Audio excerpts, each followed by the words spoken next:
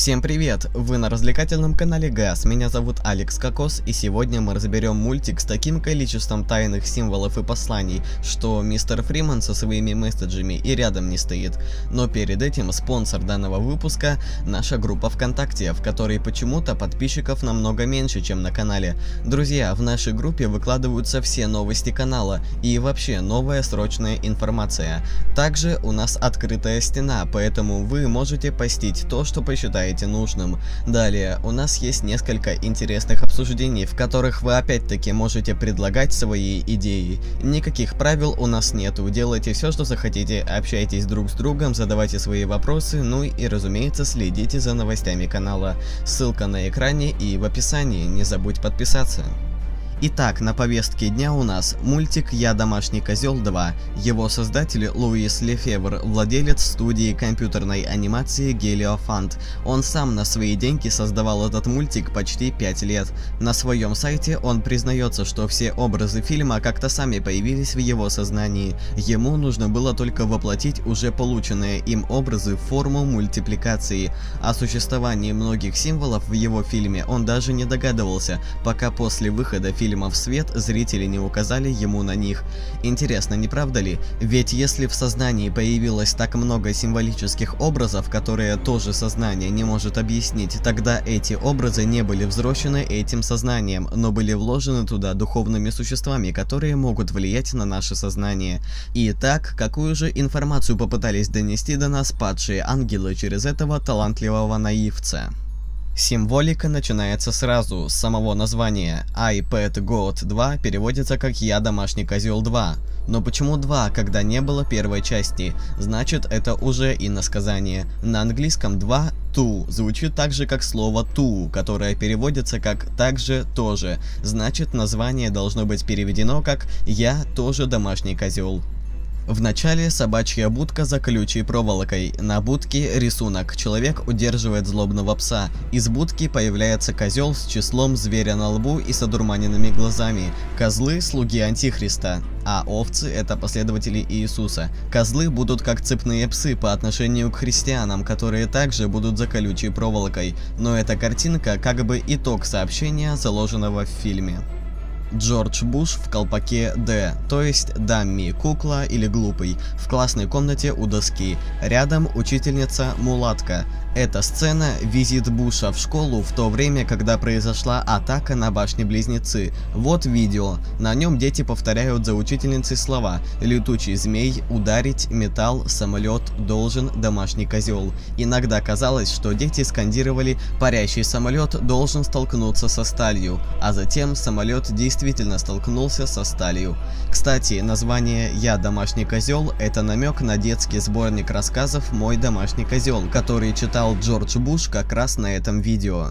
На доске повешенный человек и слово «эволюция» рядом, возможно, что взаимосвязаны. Трансгуманизм и убийство неугодных. Эволюция еще не завершена, слово «эволюция» не дописано, человек еще как бы не до конца повешен, поскольку половина тела стерта. Далее, сердца могут означать учение любви, именно с ним придет Антихрист, и далее вы увидите, что на нем будет тот же самый символ сердца. Вверху на часах ровно 12, что означает «время вышло». На щеке у Обамы исламский полумесяц. Обама закашлялся, и это не случайно. Но пока отвлекаемся на девушку в белом. Она сидит на том же полу классной комнаты среди серого безликого общества, такого же, которое было напротив Буша. Их 12, и они опутаны проволокой. Кто они, непонятно. Число 12 говорит о 12 учениках Иисуса, 12 коленах Израиля и прочее. Возможно, что это люди, которые ошибочно считают себя христианами. Девушка сидит в очерченном круге, как бы оберегая себя от их влияния. Возможно, что это те, которые с полным основанием считают себя христианами. Она устала держать полученное ею знание яблоко. Знание выпадает, и из него появляется лотос, символ просветления в учениях новой эпохи. Это будет огромное заблуждение для многих, потому что учения Библии будут смешаны с новыми учениями. Церковь будет слаблена и не сможет остановить это заблуждение, которое просто захлестнет мир. Опять Обама.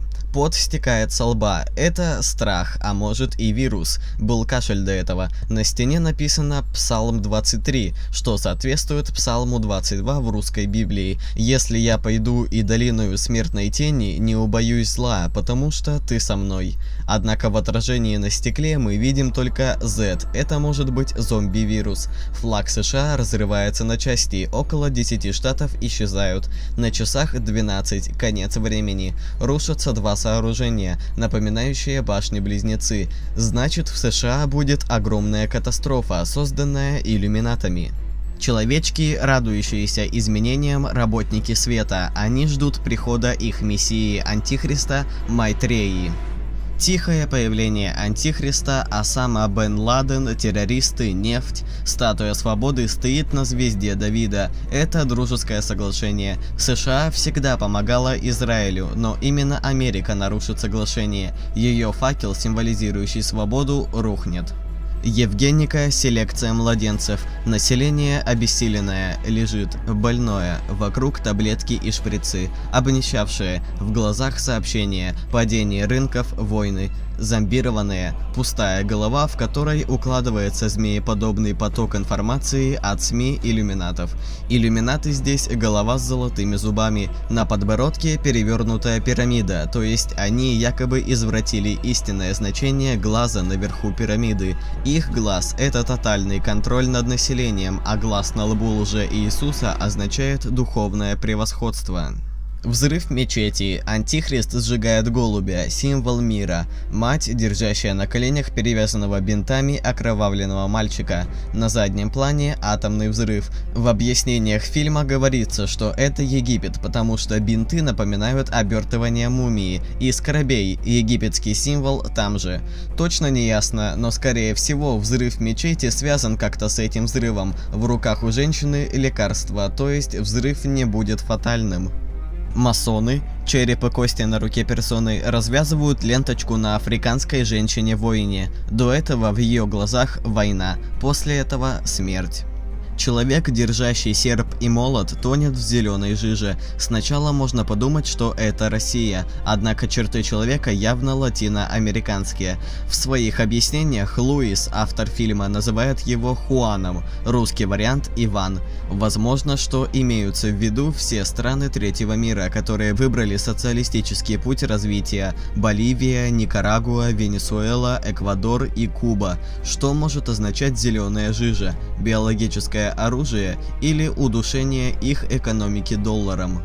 Китай, символ инь-янь и тигр на спине девочки, старается остановить новый мировой порядок. Сзади к нему прикасается Миктлантекутли, бог смерти ацтеков. На лице девочки ядерный символ. Это значит, что Китай будет смирен ядерным взрывом. Появление лже-Иисуса через какой-то портал и пламя. Он проходит в мозг человека. В это время противостоять его обаянию уже будет почти невозможно. Калий приносит разрушение и смерть. Много рыб-последователей сами прыгают в лодку лже-мессии. Это также означает конец эры рыб и начало эры Водолея.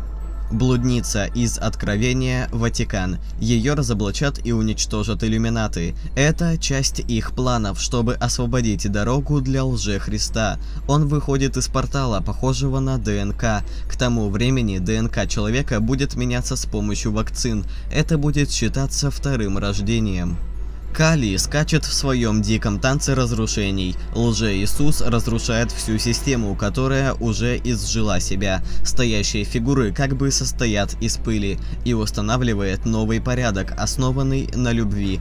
Это, наверное, начало 7-летнего правления Антихриста. Зомбирование прекращается, и люди, почувствовав свободу, идут за лже-мессией, который ее им принес. Вознесение в танце дервиша. Похоже, что того же мертвого мальчика, показанного ранее на коленях женщины. Это ложное воскрешение, которое лже-Иисус обязательно покажет. Настоящее воскрешение мертвых произойдет только с приходом Иисуса. Далее маски изображают рептилий, медведя, птицу, человека, и все они ждут прихода Мессии. Он появляется из-под маски сатаны. За ним появляются лотосы, духовное пробуждение людей для новой эпохи. Лже-Иисус пробуждается, венец из терна пропадает, и христианская церковь полностью разрушается. Как и сказано, и дано было ему вести войну со святыми и победить их. Откровение 13:7. Это начало последних 3,5 лет правления Антихриста, когда он получит полную власть. Впереди Антихриста разрушаются 3 пирамиды, означающие мировые силы. Править 3,5 года будет только он. Это фильм о приходе Антихриста и его власти на земле. Падшие, как всегда, все выставляют на показ, ведь человек так устроен, что ему всегда кажется, что ценное и истинное должно быть спрятано, а то, что на поверхности, не стоит внимания.